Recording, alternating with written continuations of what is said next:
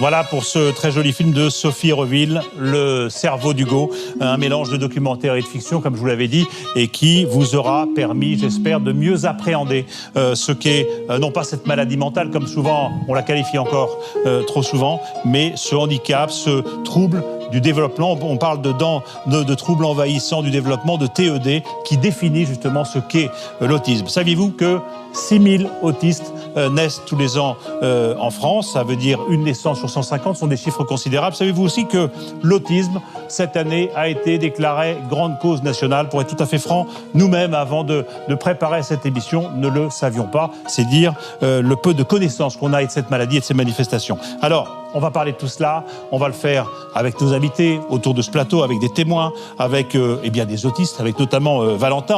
On vous a vu beaucoup dans le documentaire, vous avez 20 ans, vous êtes violoniste au Conservatoire de Dijon, vous avez été diagnostiqué Asperger à l'âge de 15 ans. Oui, alors j'étais violoniste au Conservatoire de Nancy, mais depuis je poursuis des études supérieures de musique. Donc c'est un établissement qui est au-dessus du conservatoire. Pour être précis. Voilà. Mais je suis à Dijon, bon, effectivement. Ça va bien? Vous êtes bien là? Très bien. Vous êtes bien avec nous. Karina Alt, vous êtes mariée, mère de 3 enfants, dont le deuxième, Rodrigue, qui a 13 ans et qui est autiste. Et vous êtes formée vous-même aux techniques éducatives ABA, c'est comme ça qu'on les appelle, pour vous occuper vous-même de votre enfant.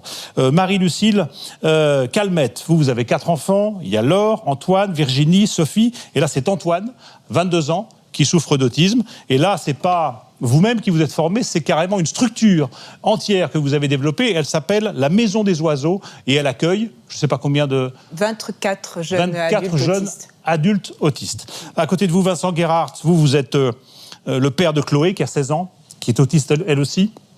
Vous êtes aussi un confrère, on se connaît bien, on a bossé pas mal ensemble.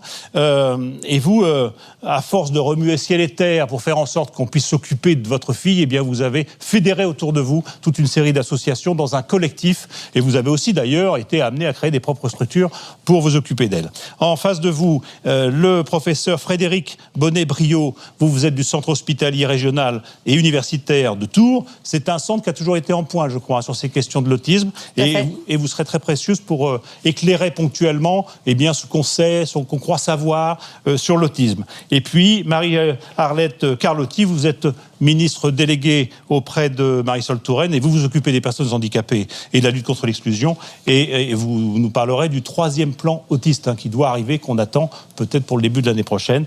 Et Marie-Anne Monchamp, vous êtes secrétaire d'État, ex-secrétaire d'État. Vous étiez aux côtés de Roselyne Bachelot, chargée aussi de ces questions-là. Alors, on va écouter un petit peu, en complément de ce qu'on vient de voir dans le reportage, ce que vous avez peut-être à nous dire. Valentin, vous dites, vous êtes bien à l'aise sur ce plateau, tout va bien. Qu'est-ce qui vous déplairait éventuellement dans nos comportements? Qu'est-ce qui est, je dirais, votre obsession à vous? Ce qui peut me déplaire, ce sont quelques tentatives de manipulation ou quelques tentatives un langage qui n'est pas un langage directif. C'est-à-dire, par exemple, si vous vous mettez à faire du second degré, à poser des questions détournées ou des questions qui disposent d'un autre but que le but initial, que le but de la question, alors je ne vais pas comprendre. C'est-à-dire que je prends tout au pied de la lettre. Donc il faut que je sois très clair avec vous. Voilà, mais pour l'instant, vous l'êtes parfaitement. Pour l'instant, ça va. Vous avez été dépisté très très tard, je disais, vers l'âge de 15 ans, tout à fait. Et à cause ou grâce à votre petit frère? Plutôt grâce. Au départ, c'était à cause, parce que je rejetais en quelque sorte ce diagnostic, et c'est devenu grâce suite au recul que j'ai pu avoir avec le temps. Bon, pourquoi vous dites grâce plutôt aujourd'hui? Parce que ça me permet de comprendre, je dirais, plus des 3/4 des choses et des maladresses qui sont arrivées dans mon enfance. Pendant ces 15 années pendant lesquelles vous ne saviez pas ce dont vous souffriez? Voilà, je ne savais pas, et pour moi, c'était presque normal. Ma différence, pour moi, c'était devenu une normalité. Pour moi, c'était normal que le fait que je sois différent dans la société était normal. Quelque part, ça devenait banal, et les agressions des autres vis-à-vis de moi devenaient banales. Donc, quelque part, je m'habituais à être complètement à l'écart de la société. Le fait d'avoir pris conscience... Ça veut dire que tout d'un coup, vous avez compris pourquoi, éventuellement, les gens se comportaient bizarrement avec vous. Pendant 15 ans, pourquoi de telles difficultés sociales, pourquoi jamais de soirée entre amis, pourquoi jamais... pourquoi jamais de vie sociale avec ce j'ai lu quelque part que vous disiez aussi que vous l'aviez mal pris au départ, quand on vous a dit que vous étiez autiste. Parce que je ne voulais pas l'accepter, tout simplement. À une époque adolescente, quelque part, j'étais un peu comme les autres, puisque je cherchais à faire comme les autres. Donc je voulais me mettre dans le bain, dans le moule, en quelque sorte. Et par conséquent, je n'ai pas accepté le fait qu'on me mette une différence en plus, une espèce d'étiquette, alors que je cherchais à me faire accepter socialement. C'était vraiment une époque où je cherchais à me faire des amis, tout ça. J'en ai jamais eu avant la fin du lycée. Bon, dans un premier temps, vous l'avez rejeté, et puis après, ça cadrait dans une explication logique de ce qui vous arrivait, si je puis dire. Vos obsessions quand vous étiez enfant, c'était quoi? Parce qu'on dit souvent qu'il y a des obsessions quand on est autiste. On me dit que vous aligniez les petites voitures, là, j'ai fait ça, oui. C'est ça? Tout ce qui traite de l'environnement, de la gestion du territoire, j'étais obsédé par tout ça. Par exemple, j'apprenais par cœur tous les habitants des communes du département sur le calendrier des postes, et je les récitais pour me rassurer dans une situation sociale compliquée, ou même pour moi. Et j'apprenais ça, quelque part, j'alignais toutes les petites voitures, tous les panneaux. J'étais passionné par l'environnement et par tout ce qu'on voyait, tous les panneaux de signalisation, même l'architecture, c'est venu un peu plus tard. Vous dites dans un environnement social compliqué, ça vous rassurait. En quoi ça vous rassurait? Vous récitiez carrément des dons que vous aviez appris pour vous donner une contenance? Pourquoi? Pour vous raccrocher à quelque chose? C'était une sorte de refuge. C'est pour me raccrocher à quelque chose. Et ça m'aide encore aujourd'hui de connaître toutes ces choses-là, toutes ces choses de l'environnement, puisque ça m'aide à passer un peu au-dessus des gens. Quelque part, quand je prends le métro, il y a beaucoup de personnes, mais ça ne me stresse pas, vu que je connais très bien le métro maintenant. Et pour moi, c'est une sorte de refuge, le fait de connaître, je passe au-dessus de tout ça, finalement. À l'école, c'était comment?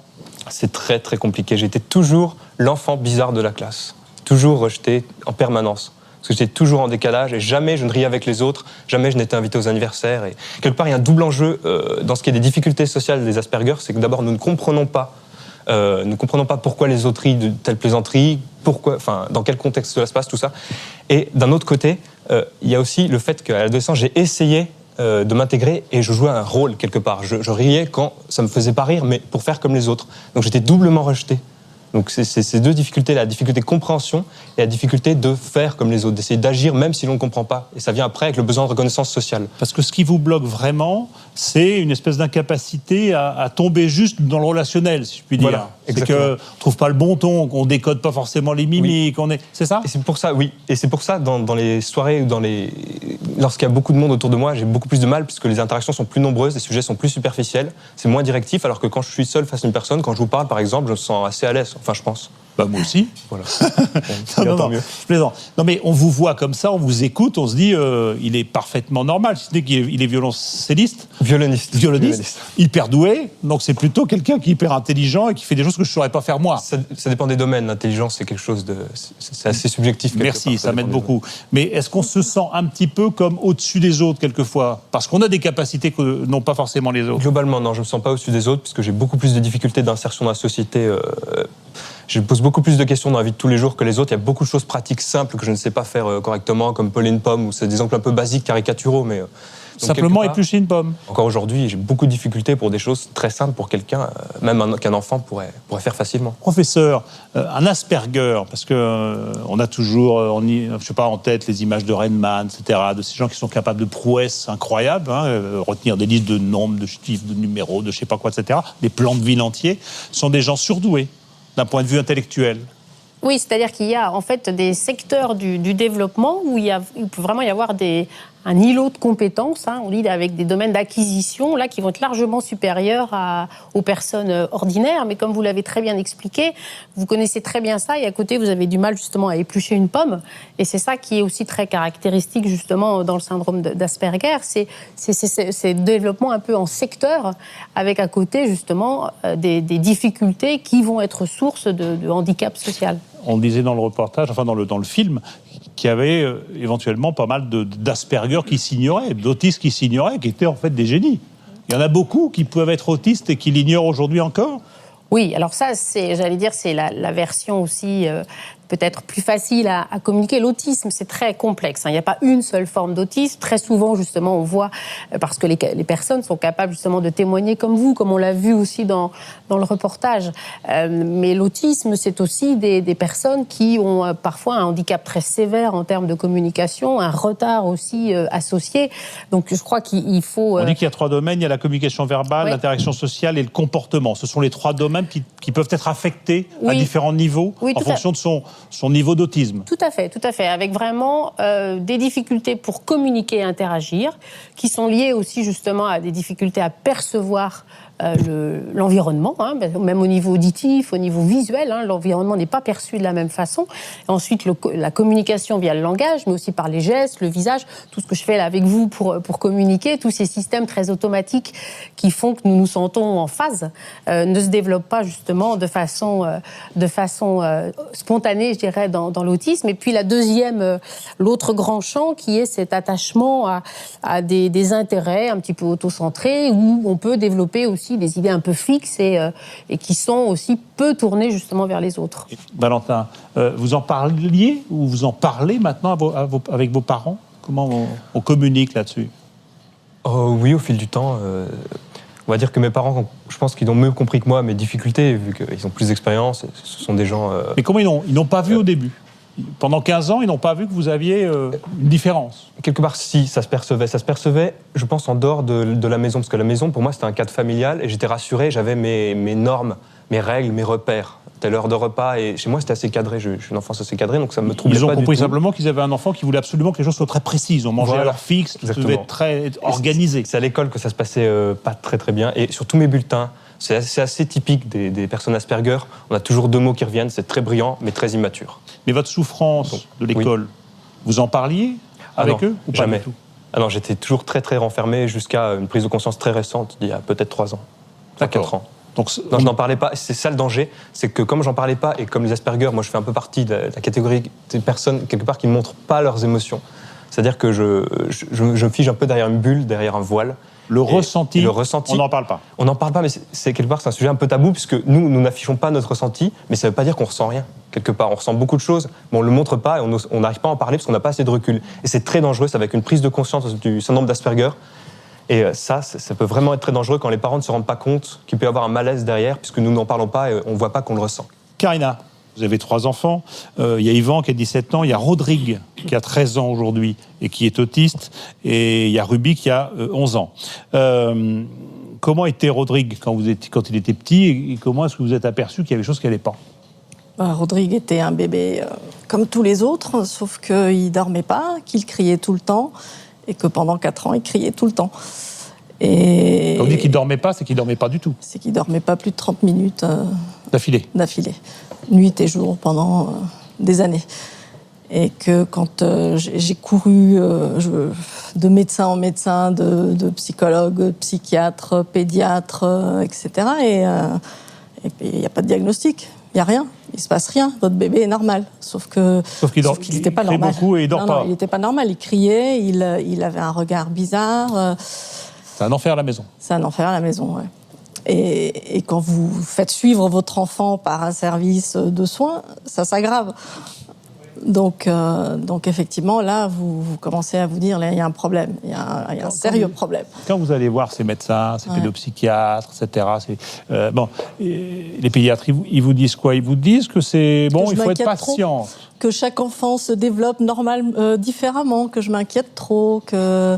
Bon, c'était mon 2e enfant, hein, donc je sais un peu comment fonctionnent les enfants, C'était pas une première expérience, et en fait, on nie complètement vos idées, vos impressions, votre analyse, on l'écarte complètement. On vous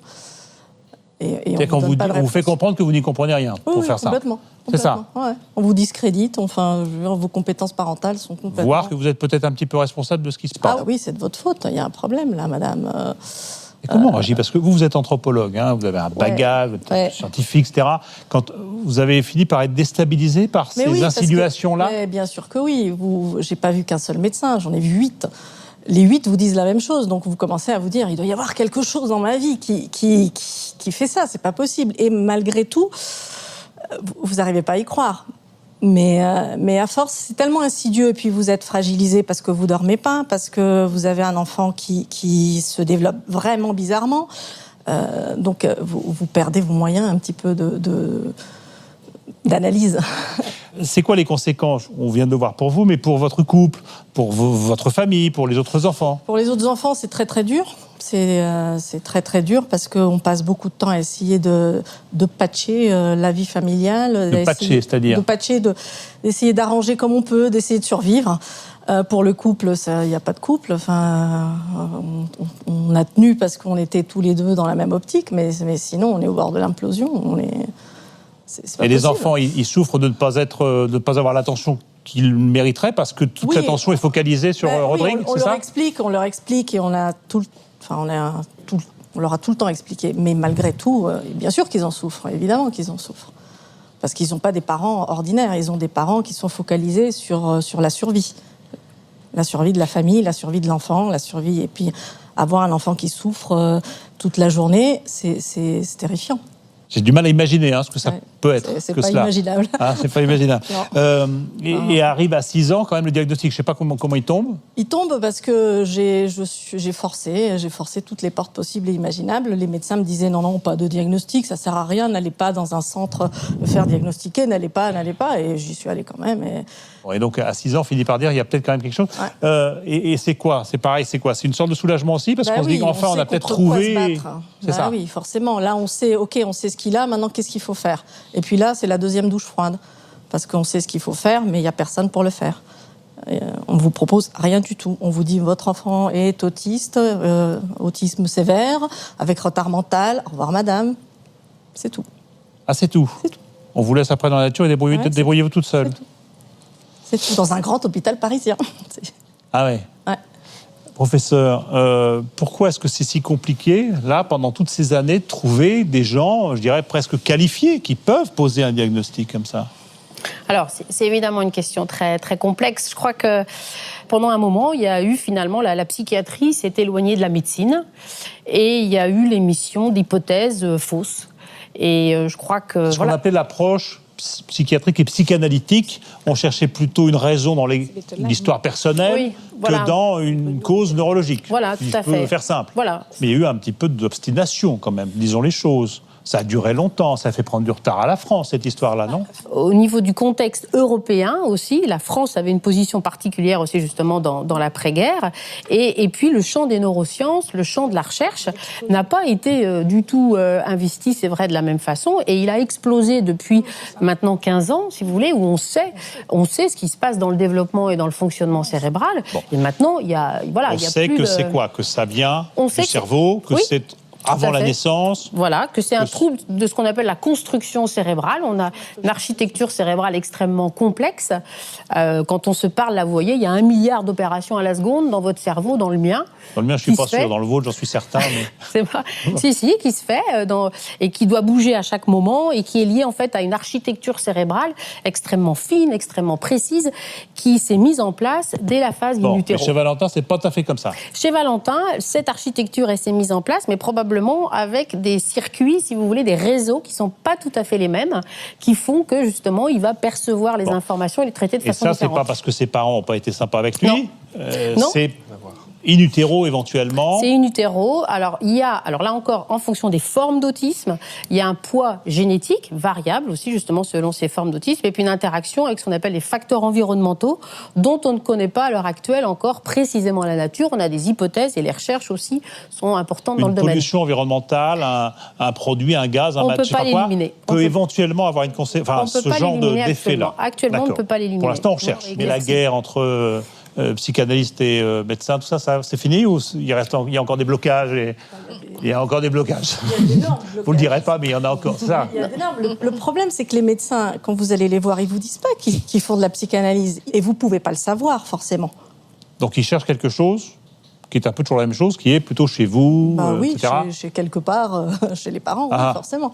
Et ça, c'est quand même un gros problème, et un gros problème qui existe aujourd'hui. Et qui continue. Et qui continue, oui, qui continue. Bon, vous, une fois que le diagnostic est posé, vous dites tout à l'heure, on m'a dit, OK, c'est ça, au revoir madame, débrouillez-vous toute seule. Qu'est-ce qui se passe? Alors vous dites, vous mettez à chercher sur Internet aussi, etc. Une solution? Une solution. Une fois que vous avez un diagnostic, vous pouvez aller vers des associations. Vous pouvez aussi vous renseigner pour voir ce qui est le plus adapté. Et c'est là qu'en fait, vous commencez à avoir la bonne information. Parce que les professionnels ne vous la donnent pas. Vous vous formez aux techniques éducatives ABA, c'est ça? Oui. Ça consiste en quoi, ça? C'est l'analyse appliquée du comportement. ABA. C'est de la psychologie comportementale, en fait. Ouais. Et on va utiliser les techniques de la science du comportement à la résolution de problèmes de l'être humain. Ça peut aller là des troubles du développement, mais ça peut aller à tout type de pathologie que les personnes peuvent rencontrer, en fait. Il y a des critiques qui sont faites sur ces méthodes-là, où on dit que c'est un peu assimilé à du dressage. Parce que ça fonctionne sur la récompense, c'est ça? Ça fonctionne sur la motivation de l'enfant, ça fonctionne sur les encouragements, ça fonctionne sur un respect et puis une évaluation de tout ce qui est mis en place. Une évaluation permanente de tous les programmes et ça fonctionne en essayant de continuer, de reprendre le développement qui a été interrompu en fait de l'enfant. Bon, mais ça donne des résultats. Bah oui, mon fils aujourd'hui il parle, il écrit, il lit. Oui, ça donne des résultats, oui. Et pourtant j'ai commencé très tard. D'accord. Et vous avez vu l'évolution se faire très vite. Quand vous avez commencé la méthode... À 6 ans, il ne parlait pas. À 6 ans et demi, après 6 mois d'ABA bancal, parce que c'était pas encore parfait. Que vous appreniez, que vous improvisiez. Il parlait déjà. Oui. C'est validé par la science, si je puis dire, ces méthodes-là, où il y a quand même un peu de critique sur ces approches comportementales là. Non, il y a un travail très important justement qui a été fait par la Haute Autorité de Santé justement cette année, publié en mars 2012. Qui les a validés. Oui, qui valide en tout cas, si vous voulez, des méthodes. Enfin, alors il n'y a pas une méthode, il y a différentes méthodes éducatives, comportementales, développementales, qui sont répertoriées au niveau de la Haute Autorité de Santé. Et ce qui est très important à chaque fois, c'est de définir pour l'enfant ou l'adulte, à un moment donné, quels va être exactement les objectifs et donc quel est le dispositif à mettre en place. Parce qu'il y a plusieurs méthodes. Il y a Teach, je disais, il y a PECS, PECS. PECS, oui, ça c'est les aides au support visuel. Enfin, si vous voulez, toutes ces méthodes, l'idée c'est qu'à chaque fois, il y a deux grands objectifs. Il y a relancer la maturation des réseaux neuronaux qui sont le support vraiment justement de ces outils de communication. C'est la rééducation neurofonctionnelle. On sait qu'il y a une plasticité cérébrale, on sait qu'on peut avoir justement ce remodelage cérébral d'autant meilleur qu'on le fait tôt. Et c'est vrai que c'est pour ça que c'est très important d'avoir un diagnostic précoce. C'est-à-dire quoi ? Refaire fonctionner tout ça, remettre un petit peu d'ordre là-dedans. Les petites connexions que vous avez vues avec les illustrations, tout ça, elles se font, elles se défont. Et avec justement... Par de la gymnastique, en fait. Exactement, avec une... Alors, on doit toujours être dans un contexte de motivation, de réussite. Le jeu est aussi, quand il est bien ciblé sur ses fonctions, est une rééducation. Et ça, c'est très important. Et le deuxième objectif, c'est bien sûr les acquisitions de l'autonomie, des apprentissages scolaires. Et là aussi, il va falloir être très vigilant, évidemment, au dispositif d'accompagnement. Et le tout, à chaque fois, il faut aussi être très... C'est pour ça que c'est très important d'avoir une vision globale et individualisée, c'est qu'on va être très vigilant sur le développement de ce qu'on appelle l'estime de soi, l'épanouissement de la personne. Là encore, pour chaque individu, quel est au tenté le dispositif dont il va avoir besoin. Vous assistez beaucoup sur l'approche globale, effectivement. Tout à fait. Pluridisciplinaire, pour qu'effectivement on prenne l'enfant dans sa globalité. Valentin, vous n'avez pas bénéficié de ces... Non, malheureusement. Vous auriez aimé ? Vous pensez que ça m'aurait beaucoup apporté. J'aurais pris conscience plus tôt de certaines choses. Je regarde mon frère, les progrès qu'il a fait, enfin l'évolution, pas les progrès, l'évolution qu'il a eu entre l'âge de 3 ans, son diagnostic, l'âge de 9 ans. C'est monstrueux. Moi, ça m'impressionne. Lui en a bénéficié tout de suite. Oui, il est parti quand même, j'aime pas trop dire ça, mais il est parti quand même de très très bas. Quand il est rentré à l'école, par exemple, c'est dit dans le film, mais il était urgent de faire quelque chose. Voilà, il criait, il se mettait les mains autour des oreilles, après dans la cour, les stéréotypies, il tournait autour de l'arbre. Ça pouvait plus lui durer comme ça. On va dire que j'étais à la limite. Les stéréotypies, ce sont des mouvements, des gestes, des choses qu'on fait constamment. Voilà, comme les collalis ou dire toujours. Ça, j'ai fait beaucoup ça au collège, les collalis, je répétais tout le temps les mêmes phrases, dans des contextes qui n'étaient pas les bons. Et là, vous dites votre frère, vous l'avez vu évoluer très vite. Oui, j'ai vu évoluer. Franchement, il évolue très très bien. Et il est très bien pris en charge. Vous êtes fier de votre frère ? Oui, vraiment. Bon. Marie-Lucille Calmette. Alors vous, c'est encore une autre histoire. Oui. À la fois une autre histoire et à la fois elles se ressemblent toutes ces histoires. Vos enfants s'appellent Laure, Antoine, Virginie et Sophie. C'est Antoine qui est autiste, il a aujourd'hui 23 ans. Quel type d'autiste ? Alors Antoine, c'est un peu particulier parce que son autisme est venu avec une épilepsie sévère.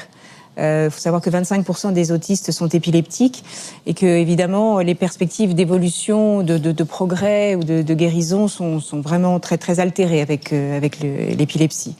Donc, je n'ai pas eu de diagnostic d'autisme vraiment sur Antoine. L'épilepsie a été un peu l'arbre qui a caché la forêt. Malgré ça, nous avons eu droit à des séances de psychanalyse parfaitement stériles, coûteuses, ennuyeuses. La même chose. Non. Même genre. Je me souviens pas vraiment d'avoir été culpabilisée, mais je me souviens d'avoir perdu un temps fou. Vous dites ça en même temps, vous êtes fragilisé. Quand vous êtes dans ces séances, vous êtes en quête de quelque chose, en quête d'une réponse. Non, c'était plutôt une colère sourde qui commençait à monter. Moi, c'est la colère qui a été vraiment la source d'énergie avec laquelle on a bâti. Vous êtes rebellé contre ça ? Oui, on a refusé ça. On a refusé aussi lors d'un entretien à la MDPH, parce qu'à l'adolescence, Ça a été un festival de portes closes. Aucun établissement voulait accepter notre enfant.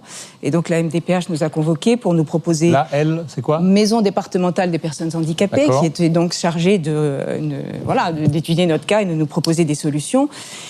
Et à l'époque, nous sommes allés les voir avec mon fils et mon mari, et ils nous ont proposé, écoutez, il y a 2 solutions. Ou bien il y a une place à l'hôpital psychiatrique de la région parisienne. Moi, je savais que c'était 750 € par jour à l'hôpital psychiatrique. Pas pris en charge. Ah si, l'hôpital Si, psychiatrique, c'est vous qui prenez en charge, c'est la société. Et si c'était pas ça, c'était les mêmes 750 € mais par mois et pour le garder à la maison. Bon. Donc là, on s'est dit non, là, c'est pas possible. C'est absolument n'importe quoi. Et donc, je vous dis, la colère nous est montée, la moutarde nous est montée au nez. On s'est dit bon non, là maintenant, c'est fini. On veut reprendre la main sur son avenir. On va pas les laisser faire. Et à partir de ce constat-là, je vous dis, on a décidé de créer une structure parce qu'on s'est rendu compte que l'accompagnement, moi, j'ai pas eu le courage de madame de m'y mettre moi-même, et j'ai voulu le confier à des professionnels. Et donc la solution, c'était de créer un établissement qui applique ces méthodes. Attendez, avant vous êtes allé en Belgique, si j'ai bien compris.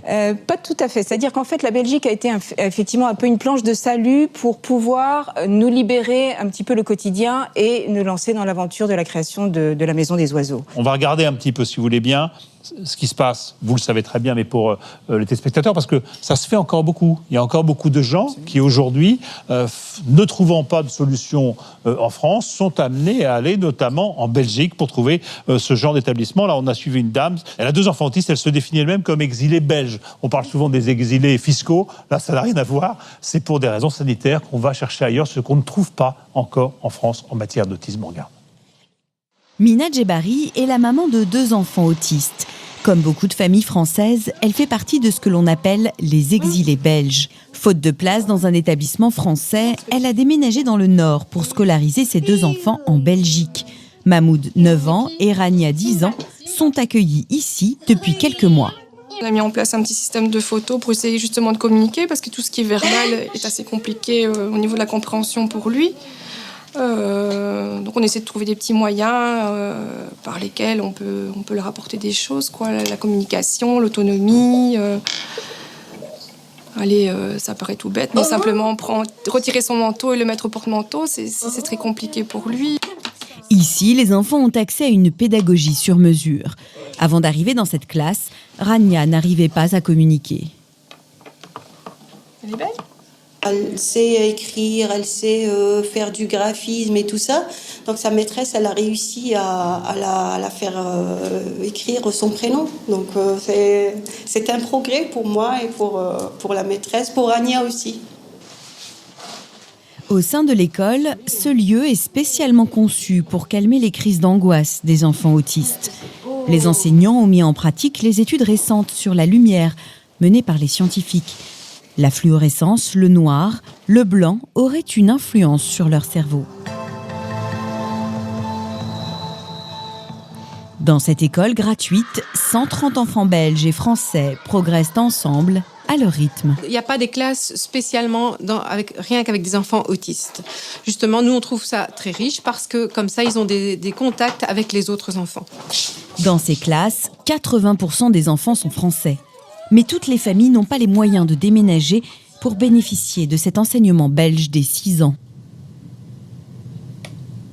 À 6 ans, on évalue l'état de l'enfant et on dit, voilà, avec lui, on va faire ça ou ça. On change de méthode ou on continue la même si ça ne va pas. Donc, si on arrivait à mettre ça, à généraliser en France ce type de prise en charge, on regagnerait les 10, 20, 30 ans de retard qu'on a.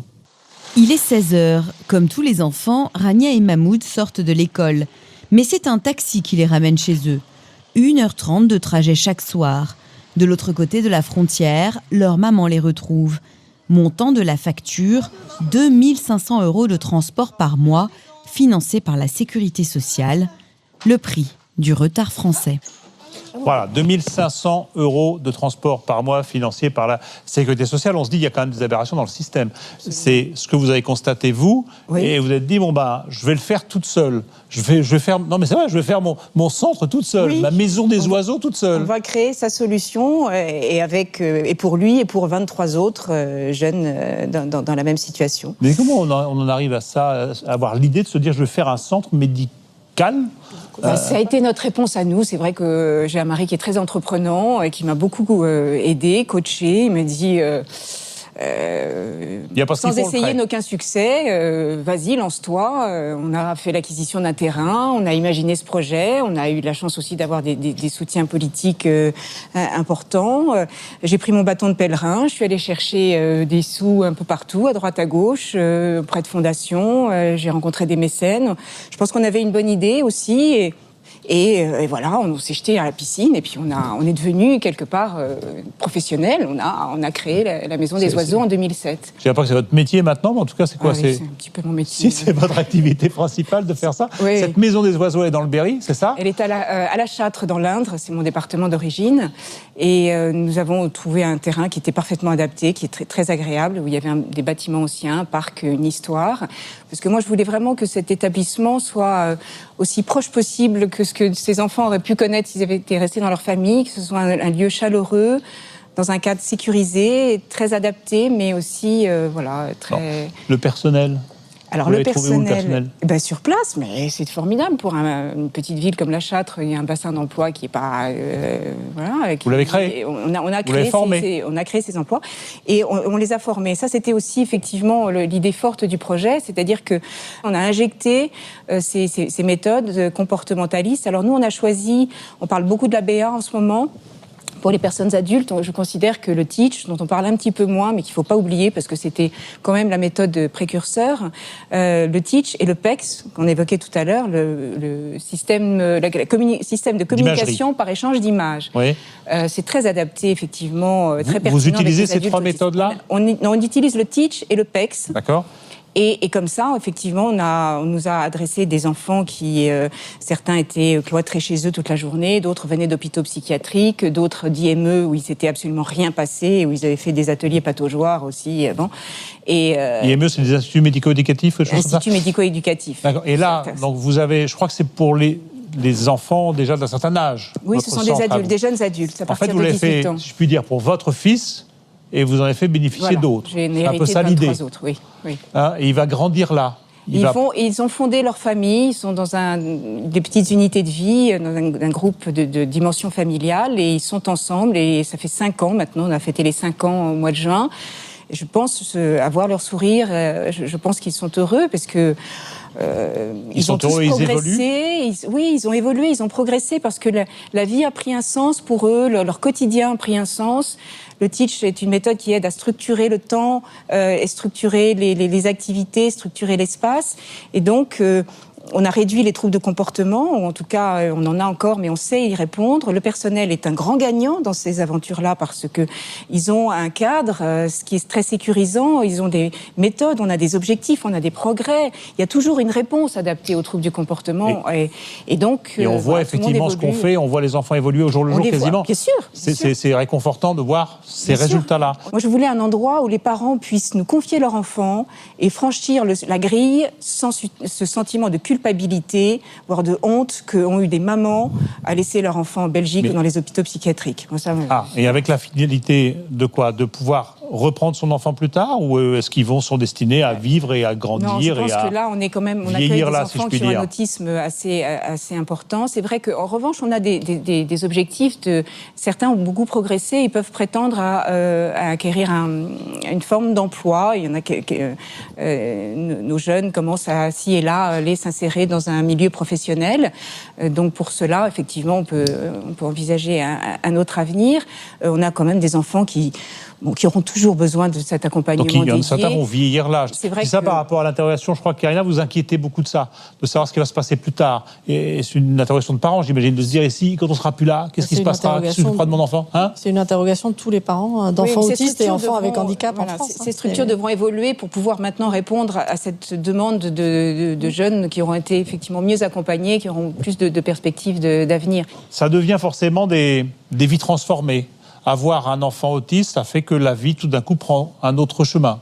Oui, forcément. Vous êtes obligé de pallier à beaucoup de choses, donc vous vous adaptez Alors, soit vous vous en sortez si vous avez les moyens financiers, si vous avez aussi les moyens, enfin les études pour pouvoir changer de profession du jour au lendemain.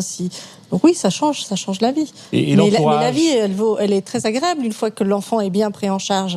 Là, franchement, nous, c'est merveilleux, mais il faut qu'il soit pris en charge. Parce que sinon, non, c'est le cauchemar. Vincent Guérard. Vous, votre fille Chloé a 16 ans. 16 ans. C'est un autisme assez profond. On veut dire modéré. Modéré. D'accord. Donc, vous êtes passé par les mêmes étapes. Oui, les histoires sont les mêmes. Je me reconnais tout à fait dans les histoires de Karina et de Marie-Lucie. Les débuts sont pareils. Moi, j'ai eu simplement la chance que le diagnostic soit posé un tout petit peu plus tôt, vers l'âge de 3 ans. Mais on a eu les mêmes réponses. Après, on s'est débrouillé tout seul. Ou les mêmes non-réponses. Ou les mêmes non-réponses. Et après, il faut se débrouiller un peu tout seul. Malheureusement, ce que ça traduit, en fait, c'est que la réponse institutionnelle, elle n'existe pas. Au jour d'aujourd'hui, et Madame Monchamp sait de quoi je vais parler, Madame Carlotti aussi, il y a en France 23 établissements pour enfants, qu'on appelle des établissements expérimentaux, où on expérimente les fameuses méthodes dont vous parliez, Teach, ABA, etc. En France, aujourd'hui, on est en période d'expérimentation et la période se termine, je crois, dans 1 an et demi. C'est ça, oui. Sur toute la France. Sur toute la France, 23 établissements. Donc, ça représente combien? Allez, on va dire 500 enfants à peu près. Oui, c'est ça. Mais sur les méthodes. Voilà, à peu près. Il en faudrait si vous voulez, chaque année, vous donnez le chiffre de 6 000. 100 000. Non, mais vous disiez que chaque année, il y a 6 000 enfants qui naissent potentiellement avec de l'autisme, dont beaucoup vont avoir besoin d'accompagnement. Donc, vous voyez, on est loin du compte. Et quand je vous dis que la réponse institutionnelle n'est pas bonne, ces 23 établissements, on va dire que ça marche.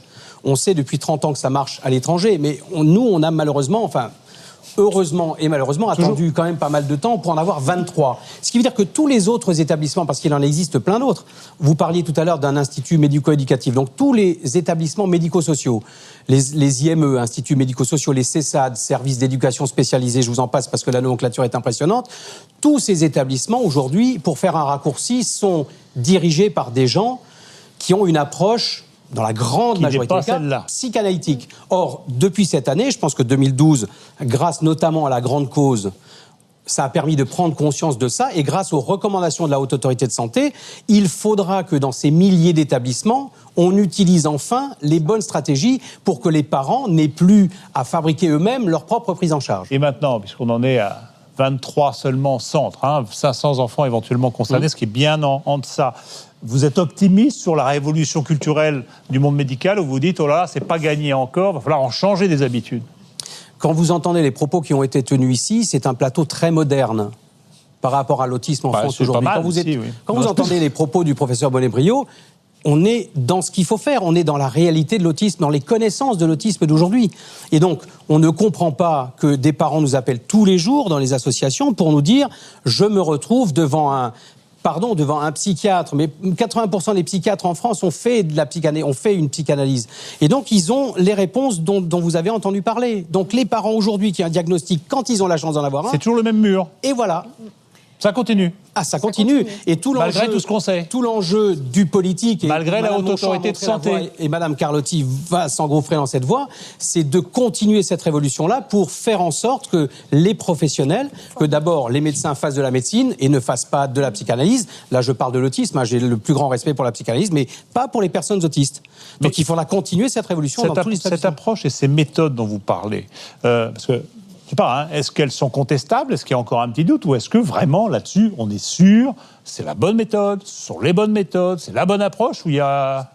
Si vous voulez, la Haute Autorité de Santé s'est prononcée en mars 2012. Qu'est-ce qu'elle a fait? La Haute Autorité de Santé se base sur des preuves scientifiques. On lui a apporté des études. La Haute Autorité de Santé a examiné 30 études, évidemment faites à l'étranger, puisqu'en France, ça n'existe pas. 30 études où on a montré que toutes ces méthodes, ces stratégies marchent. Preuves scientifiques à l'appui, ça marche. Et ils ont il y a des résultats dans le développement des enfants. Des bons résultats, les enfants avancent, apprennent, parlent, etc. Il y a eu une étude qui leur a été présentée sur la psychanalyse qui ne montrait rien. Ça fait 30 ans qu'on n'a aucune preuve. L'étude consistait à montrer qu'il n'avait eu aucun résultat spécifique. Écoutez, dans le film, c'est dit, et nous, on a tous cette expérience-là. Bon. La psychanalyse, si vous me démontrez, promis, demain, que la psychanalyse, ça marche avec un enfant autiste qui va parler, qui va avoir des acquisitions, qui va avoir des apprentissages, j'adhère tout de suite. Je pense pas que ça Et se je produira. précise par rapport à votre histoire, pour être tout à fait complet, c'est beaucoup dire, enfin que vous avez aussi créé une association, que vous êtes occupé de Chloé et de Benoît, je crois 2 enfants pour... C'est les deux qui ont qu'il a été à fallu l'origine de encadrer, parce l'association en qu'il y a 90. aussi la prise en charge, on en parlait tout à l'heure, il a fallu les prendre en charge. Quand on veut des assistants éducatifs, ça coûte des sous. Ça faut coûte le financer. 24 000 euros par an. Aujourd'hui, pour vous donner un ordre d'idée, pour 24 000 euros par an, vous proposez une prise en charge intensive et précoce, comme le recommande la Haute Autorité de Santé. Sauf que les 24 000 euros, c'est soit la charge de la famille, parce qu'il n'y a pas sauf dans les établissements expérimentaux, mais ça n'existe pas, donc c'est à la famille de financer, ou à une association qui trouve des fonds. Et on fait quoi? On fait appel à la générosité publique, On va frapper au etc. corps. C'est ça. On trouve va des frapper au mécènes, des sponsors, etc. Ouais. C'est encore ça. Il n'y a pas d'aide publique. Dans le cadre des établissements expérimentaux, oui. Hein, C'est sauf juste- dans certains établissements comme chez vous. Oui, c'est ça. Enfin, juste pour tempérer aussi. Enfin, pour aussi, il n'y a pas que 23 endroits en France, si vous voulez, où il y a cette approche. Là encore, je pense qu'il ne faut pas parler. Enfin, les méthodes, c'est vraiment, ce sont des outils. Mais les objectifs, comme je disais tout à l'heure, la rééducation neurofonctionnelle pour développer les habiletés de communication, la question des acquisitions, des apprentissages, la prise en charge globale, il n'y a pas que 23 centres en France qui le font, mais ça reste extrêmement hétérogène. Non, mais la prise en charge sur le long terme. Au niveau du Après. territoire. Oui, mais justement, je vous dis il y a aussi ça dans le champ public. Dans le champ sanitaire public et heureusement justement, mais parce que ça fait partie de nos missions. Je considère que c'est Il se trouve que profondément nos l'hôpital de missions. jour de Tours est un bon exemple. Mais voilà, c'est l'un des rares hôpitaux de jour qui fonctionne bien en Vous êtes France. au bon endroit. Mais il y a beaucoup d'endroits où il n'y a pas ça, si j'ai bien Oui, il y a- compris. il y a une hétérogénéité Vous encore défendez dans le votre territoire. hôpital, vous avez raison, mais visiblement, il y a encore des soucis. C'est pas l'hôpital, c'est la notion justement de l'approche globale et des approches. Je pense qu'on est tout à fait d'accord, vous voyez, sur D'accord. les objectifs. Les politiques, là, Marianne Monchamp et Marie-Arlette Carlotti, vous avez été et vous êtes en charge de ces questions-là. On est quand même sidéré quand on écoute ça, qu'on entend à chaque fois la même histoire avec ses variantes et cette espèce de dénuement des parents, de solitude, de révolte et de prise en charge par soi-même des moyens qui peuvent amener à une prise en charge et à un traitement de son enfant. Que faites-vous? Le politique, vous savez, il entend que la science avance. Mais en même temps, il entend que la société freine. Et oui, parce que En quand quoi un la chercheur, société je vais freine vous expliquer, quand un chercheur vous explique, vous êtes politique, vient vous voir dans votre bureau et vous dit, ça y est, on va vous expliquer ce que c'est que l'autisme. Et il vous montre que les synapses, enfin tout ce qui permet les transmissions, Madame le professeur, eh bien, dysfonctionne parce qu'au moment de la genèse de ces outils de transmission dans le cerveau, quelque chose s'est passé qui fait que les connexions ne sont pas les mêmes chez tout le monde. Ce jour-là, vous êtes saisi par une conviction. Et du coup, vous en déduisez tout seul que la psychanalyse, en effet, c'est, pardonnez-moi, mais un cataplasme sur une jambe de bois. En tout cas, Bon. moi, c'est ce que j'ai cru Alors, comprendre. pourquoi il faut autant de temps après pour réagir? Je comprends tout rien. simplement parce que, comme le disait Vincent Guérard, 80% des psychiatres ont une formation psychanalytique. On ne va pas le leur reprocher. Mais quelque part dans leur réponse, Bon. ils ont cette réponse On a bien spontanée. compris. On a Et bien donc, compris que ça a mis beaucoup de temps je à vais vous faire dire- son chemin. Mais des questions triviales, pratiques. Là, j'entends 23 centres, 500 enfants. Je vais Il en vous faudrait je ne sais pas combien. Mais allez, Qu'est-ce qu'on fait? Je vous explique. Pourquoi on tarde? Attendez, je vous explique. Non, attendez, Le plan autisme, les plans autisme, et Marie-Arlette Carlotti nous parlera du prochain, mais se sont préoccupés de plusieurs choses. D'abord, de créer des places, vous savez, la création de places. Sauf que si vous ne créez pas de bonnes places, c'est-à-dire si vous créez des places dans des IME ou dans des structures qui sont inappropriées, vous vous donnez la satisfaction de dire sur votre bilan, Mais je attendez, suis très on parle content. de places qui ne sont pas là du tout. Donc, Attends, c'est pas des bonnes mais- ou des pas bonnes, il n'y en a pas.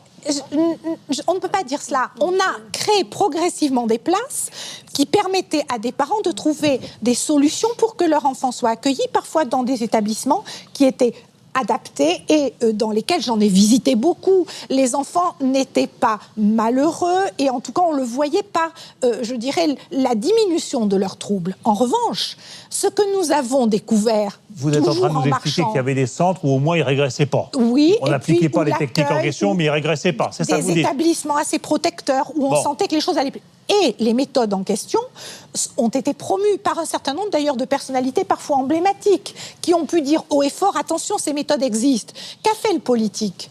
Le politique s'est dit, il faut vérifier non seulement que ces méthodes sont efficaces, mais en plus qu'on les utilise dans des conditions qui sont des conditions sécurisées. Parce que vous savez, le monde est prompt à utiliser des solutions pour faire parfois un peu de charlatanisme. La responsabilité du politique, c'est de vérifier que, en même temps que la solution... J'entends, madame, j'entends Et tout donc, le discours, j'entends d'où qu'il les est très 23. complet, mais je me dis, ça a peut-être manqué un petit peu de pragmatisme, tout ça. Qu'est-ce que vous dites, vous, quand vous êtes là maintenant, c'est vous qui êtes en charge, c'est vous qui allez devoir nous pondre, si je puis dire, un fameux plan autisme numéro 3. Qu'est-ce qu'il y aura dedans? Ce que je veux, moi, c'est le porter. On l'attendait pour novembre, hein. Maintenant, il sera peut-être janvier ou février. Non, je veux le porter et je veux le faire réaliser. J'étais ministre en juin.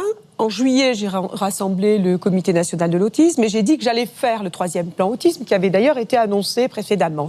Sauf que je ne veux pas le faire n'importe comment. Je veux vraiment faire un constat et un état des lieux, ce qu'on est en train de faire sur les plans précédents, ce qui a marché, ce qui n'a pas marché. Il faut leur demander, ils ont l'air de savoir à peu près ce qui va pas. Croyez-moi, on leur a demandé, on est en train de travailler avec eux. Alors, qu'est-ce qu'il y aura dedans? Exemple. On va voir les précisions, mais moi je vais vous dire les pistes pour l'instant. Exemple, effectivement, dans le plan précédent, il y avait 23 lieux expérimentaux sur des méthodes modernes qui finalement fonctionnent bien, qui ont été reconnues. On veut certainement développer ces expériences et en faire... Vous attendrez janvier, s'il vous plaît? Non, mais je sais pas, dans votre idée, vous dites il faut mettre le paquet, il y aura de l'argent, on va développer ça. L'argent, le plan autisme coûtera de l'argent, comme il a coûté précédemment. Donc ça, on est en train de le monter, le plan autisme. Il sera présenté en janvier au comité interministériel que fera Jean-Marc Ayrault sur le handicap. Et Jean-Marc Ayrault demandera à ses ministres de s'engager pour aller plus avant sur le plan autisme. Ce que je veux faire, c'est accompagner finalement la vie de la personne. On parlait des tout-petits. Je veux généraliser effectivement la prévention, la détection précoce à 3 ans. Qu'on puisse faire un diagnostic beaucoup plus tôt. Mais bien entendu, vous avez raison, tout à l'heure, en ouverture, vous disiez c'était 6 ans en moyenne en France. Sauf qu'il faut maintenant, et on est en train d'y travailler, que ce soit sur l'ensemble du territoire national, qu'on fasse travailler les PMI, la protection maternelle et infantile, de l'ensemble des territoires. Il faut, et ça a été dit tout à l'heure, et c'est très compliqué, mais il faut vraiment avoir la volonté de le faire, former les médecins. Former les médecins. Tous les professionnels, que ce soit les médecins généralistes, les pédiatres, formés. Mais oui, mais ça doit faire partie. Regardez, dans le cursus universitaire, actuellement, je crois que c'est 1 heure ou 2 consacrée à l'autisme. Donc il faut la formation de médecin, je crois, on pourrait peut-être ajouter une demi-heure, 1 heure, 3 heures. En tout cas, on peut avoir une formation particulière sur cette question. Vous l'avez bien vu. On va vous écouter. Vous parlez du diagnostic. Ça serait bien, on va regarder un petit reportage quand même pour voir comment justement ça se passe. On est là avec Nadia Chaban, docteur Nadia Chaban. Je crois que c'est une spécialiste de ces questions-là. Oui, une collègue. Du diagnostic, une de vos collègues. Et on va voir comment ça se passe avec la maman d'Alexandre qui a 3 ans. Et elle va faire... Alors vous me direz ce que c'est. J'ai compris que c'était un diagnostic. On regarde. Ce matin-là, Alexandre, 3 ans et demi, et Angéline, sa maman, se rendent à l'hôpital Robert Debré, dans le 19e arrondissement de Paris. Ils ont rendez-vous avec la pédopsychiatre Nadia Chaban. On y va. Il y a tout juste 9 mois, Alexandre a été diagnostiqué autiste par l'équipe médicale. Depuis, il est suivi régulièrement par la pédopsychiatre. Bon, je voulais reprendre un petit peu avec vous, au bout de ces quelques mois, et savoir, comment vous trouvez Alexandre. Ce sont les parents d'Alexandre qui ont détecté très tôt des comportements inquiétants chez leur enfant. Les signes, justement, c'est qu'Alexandre, il était un enfant assez passif. Donc, il était toujours dans son coin. Il ne faisait pas de demandes. Donc, c'est nous qui allons tout le temps vers lui, mais il ne vient jamais vers nous. Alertée par ces signes, Angéline emmène son fils, alors âgé de 2 ans et demi, à une première consultation. Les doutes de la maman sont vite confirmés par l'équipe médicale. La première fois où j'ai rencontré Alexandre, je dirais que ce qui m'a frappée, c'est vraiment ce trouble du contact oculaire. C'est un enfant avec qui je n'arrivais pas à croiser le regard. Quand je le croisais, c'était furtif, hop, ça disparaissait. Je n'arrivais pas à fixer son attention, j'essayais d'interagir, mais il ne répondait pas à mes interactions. Mais comment être sûr que ces troubles sont bien liés à l'autisme et non à un simple retard de développement ? Depuis 1 an, Nadia Chaban, aidée d'une équipe de psychologues, d'orthophonistes et de psychomotriciens, a mis au point un programme de diagnostic précoce destiné aux enfants de moins de 2 ans. 4 séries de tests permettent d'évaluer la psychomotricité, le comportement et la communication des tout-petits. Laurence Letellier, psychologue, est chargée d'évaluer le niveau de développement de l'enfant. À moi la balle, tu me la lances ? Jean-Gustave, à moi? Dans l'interaction, quand j'essaye de l'appeler déjà par son prénom, il répond pas à son prénom. Il est plus intéressé par le fait de jeter le ballon, qu'il cherche pas du tout à faire d'échanges avec moi. Le contact oculaire aussi, voilà, qu'il n'est pas du tout, il cherche pas à établir le contact. Je suis obligée d'avoir le ballon proche de mon visage pour qu'il puisse faire cet échange avec moi. Autre exercice, construire une tour de cube en imitant la psychologue. Regarde. Là, ce qui est très notoire, c'est notamment l'incapacité totale d'imitation qu'on retrouvait par ailleurs chez cet enfant-là. On voit bien aussi qu'il a établi aucun mode de communication pour demander quoi que ce soit. D'autres enfants qui auraient des problèmes de langage, par exemple, très isolés, auraient du pointage, auraient mis en place une demande aussi plus fonctionnelle, en tendant la main, par exemple. À chaque étape, orthophonistes, psychologues et pédopsychiatres travaillent main dans la main. Ce que fera Florence, c'est qu'elle aura un œil sur toutes les stratégies de communication. Laurence aura un regard très particulier sur sa capacité à réaliser des tâches particulières que devrait pouvoir faire un enfant du même âge. J'aurai, moi, un regard très clinique. Et pour définir globalement cet enfant, il faut tous nos regards réunis pour que l'on parle de cet enfant dans sa globalité. Une fois le diagnostic posé, il est indispensable d'agir au plus vite. Grâce à une méthode totalement adaptée aux enfants autistes, Alexandre et ses camarades apprennent à communiquer et à vivre ensemble. Oui, la pâte à modeler, Jean-Gustave, super. Ils s'entraînent 2 fois par semaine avec les professionnels de l'hôpital et au quotidien avec leurs parents. Le diagnostic précoce, il est fondamental. Pourquoi ? Parce que l'on intervient à un stade du développement où, je dirais, tout est encore possible. Le cerveau est particulièrement malléable à ce stade-là. On parle de notion de plasticité cérébrale, c'est-à-dire que les anomalies fonctionnelles qui peuvent exister, eh bien, on peut essayer de les compenser en stimulant ces enfants. On fait tape ta petite main? On y va. Tape, tape. En quelques mois, les progrès sont étonnants. Ces enfants, lorsque nous les avons rencontrés, ils avaient à peu près 18-20 mois, ils étaient incapables d'accepter la présence d'autrui, ils se manifestaient par des cris, par des pleurs, par des colères, ils se faisaient du mal. Maintenant, ils sont capables d'être ensemble, de prendre du plaisir ensemble, d'échanger avec l'adulte et d'utiliser un outil de communication pour se faire comprendre. Alexandre et sa maman arrivent désormais à partager des moments tendres ensemble. Depuis que ce programme existe, une trentaine d'enfants autistes ont pu être diagnostiqués et pris en charge par l'équipe de Nadia Chaban. Professeur, c'est magique, c'est beau, les enfants sont beaux, il se passe des choses, des centres comme ça. Il y en a beaucoup en France? Il y en a en tout cas, ça c'est sûr. Combien? Je ne peux pas vous dire en termes de chiffres, je pense que c'est... 5 ou 6, c'est pas ça? Non, alors ce dispositif-là, qui est un dispositif bien particulier d'accompagnement au diagnostic, ça c'était des mesures justement, et donc il y en a 6 en France, donc on en a un à Tours, mais il y a d'autres... 6 en France? Oui, mais il y a d'autres endroits où on fait aussi du diagnostic. Comme ça, et voilà. La recherche, parce que parlons un petit peu d'argent, de concret quand même. Je disais quelque part que la recherche sur le sida, qui est très bien, c'est 53 millions par an, la recherche sur l'autisme, c'est 2,5 millions par an. Ça va? Non, ça va pas. Ça va pas. Je peux vous le dire d'autant plus justement que je suis responsable d'une équipe INSERM qui s'appelle justement Autisme et que on passe notre temps évidemment à aller chercher de l'argent aussi ailleurs parce que la dotation annuelle elle va être de 30 000 € par exemple au niveau de l'INSERM et qu'il faut chercher de l'argent pour faire de la recherche parce que c'est de la recherche qui coûte cher en plus quand on veut faire de la recherche notamment en imagerie médicale et en génétique. Pour comprendre ce qui se passe dans le cerveau et comment on pourrait éventuellement guérir ça. Oui, anticiper son handicap. La recherche, elle va ouvrir justement les perspectives thérapeutiques. C'est le but. Dans la médecine, on fait de la recherche pour arriver ensuite à guérir. Et on peut très bien imaginer que dans un futur relativement proche, on puisse avoir, en tout cas, une détection très très précoce, même avec des petites explorations justement neurophysiologiques, qui nous permettraient d'intervenir avec avec ces rééducations fonctionnelles avant que l'autisme ne s'installe vraiment.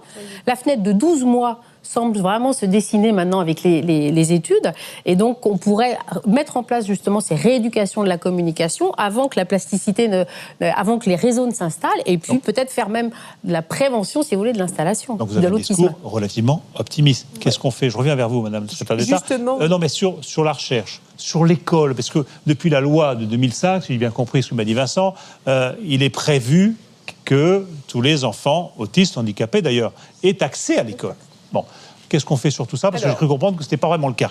Alors, la recherche, j'aurais presque dû commencer par ça. Ça sera un élément fort du plan. On va favoriser la recherche. Avec des moyens conséquents. On va faire des propositions et on les chiffrera. Vous comprenez bien qu'en ce moment, on chiffre tout. Oui. Deuxièmement, les personnes adultes.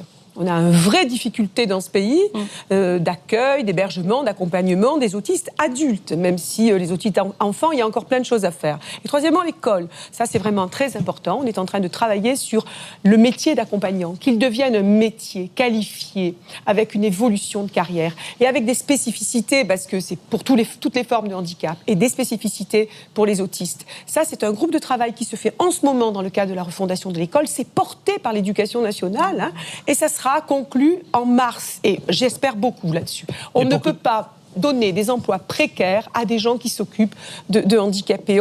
On dirait qu'on ajoute au handicap la précarité. C'est vraiment insultant. Donc on travaillera là-dessus parce qu'il faut appliquer la loi de 2005. Bon. L'école ordinaire fait faire des progrès souvent aux jeunes. C'est pas pour vous embêter, Madame Carlotti, mais je disais par rapport à cette loi qui fait obligation d'accueillir les handicapés et les autistes dans les écoles, seulement 80% des autistes ne sont pas scolarisés. Donc le chemin est énorme.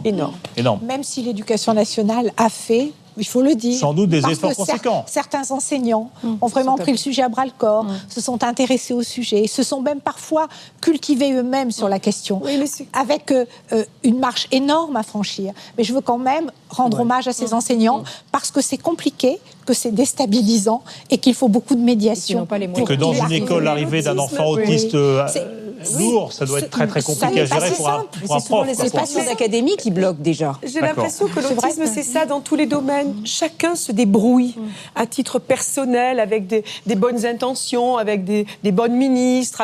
Il faut que ça devienne une affaire politique, collective, c'est une affaire de société. Une grande cause nationale. Une grande cause nationale, mais sur la durée. La durée. Donc on sera à l'écoute et on sera attentive à votre plan Autisme 3 qui sera donc connu début de l'année prochaine, après un comité interministériel présidé par M. Hérault. Juste un mot, puisqu'on arrive au terme de l'émission, juste un mot. Vous, les parents, déjà, je sais pas, qu'est-ce qui vous a manqué le plus ou qu'est-ce qui est le plus important et le plus urgent à réaliser dans ce plan ? Qu'est-ce qui commence? Allez-y. Non, mais je sais pas. C'est trop vaste. Non, c'est énorme. C'est David contre Goliath. C'est des parents tout seuls contre un système et comprendre que le salut aujourd'hui, il est en dehors du système. Le plan, c'est merveilleux, on l'attend. Tous les parents l'attendent, mais ils l'attendent avec une énorme colère. Parce que s'il est en deçà de ce qu'on attend, je crois que vous allez faire énormément de personnes déçues et que le massacre de nos enfants va continuer. Le massacre? Oui, c'est le massacre. C'est un massacre d'enfants, d'adultes qui continue et qui est financé par la sécurité sociale, par l'État, par tout le système. C'est ce sentiment qu'on a aujourd'hui. Vous souriez, mais vous êtes en colère. Non, je suis outrée, je suis indignée. Ah ouais. Ouais. Moi, ce que j'espère, c'est que les mois difficiles qui nous attendent, on voit bien cette politique de réduction des moyens, ça serait absolument catastrophique que ce soit nos enfants autistes qui en fassent les frais. Ça serait à la fois catastrophique et surtout idiot, parce qu'effectivement, on voit que l'impact sociétal est très important. Il est temps qu'on investisse sur l'autisme et qu'on ne soit pas assujet au problème de budget. Un tout petit mot, je pense qu'on est en année grande cause en 2012, il faut effectivement espérer que 2013, on ne tombe pas au fond du trou. Le point positif cette année, c'est que je pense que le politique commence à réinvestir investir le champ de l'autisme.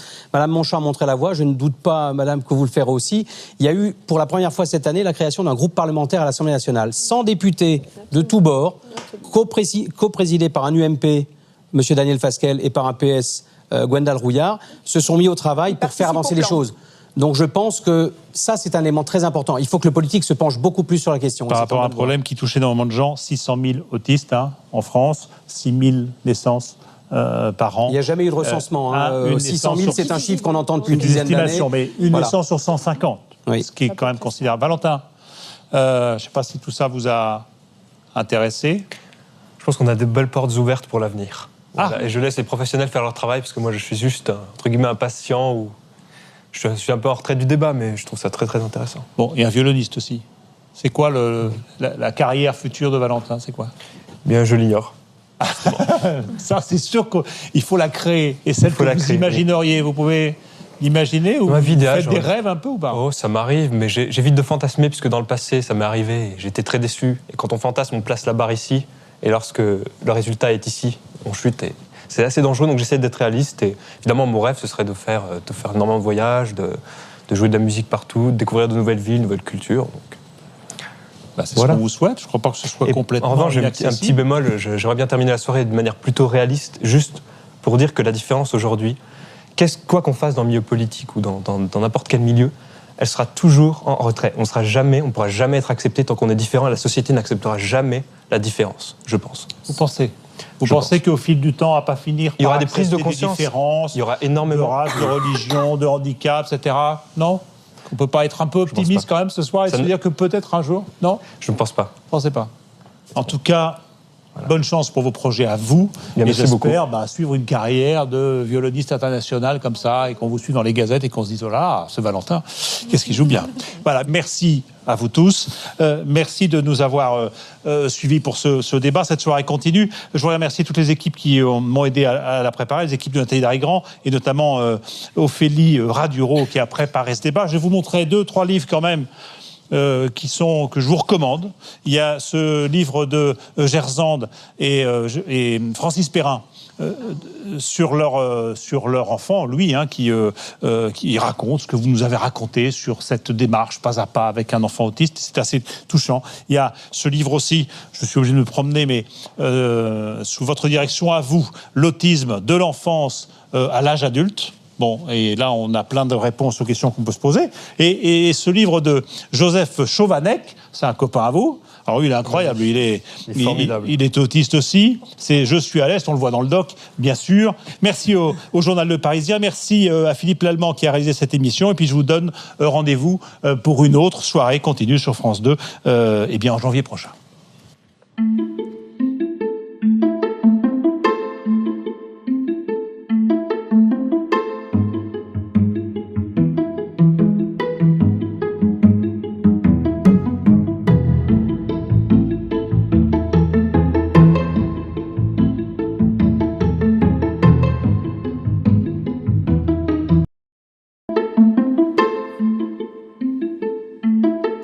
Bonsoir, soirée continue exceptionnelle ce soir sur France 2, une soirée qui s'annonce à la fois passionnante, émouvante et drôle parfois, même si on va parler de l'autisme, ce handicap qu'on a du mal à appréhender tant qu'on n'est pas soi-même concerné. Savez-vous par exemple qu'il y a environ 600 000 autistes en France, que le diagnostic se fait vers l'âge de 6 ans, alors qu'il faudrait le faire beaucoup plus tôt si on voulait correctement appréhender ce handicap. Alors on va parler de tout cela sur ce plateau tout à l'heure avec nos invités, mais d'abord le film, un très beau film, un mélange de fiction et de réalité et de témoignages. Il est signé Sophie Reville avec la voix de Sophie Marceau. Ça s'appelle Le cerveau d'Hugo. On regarde et on se retrouve.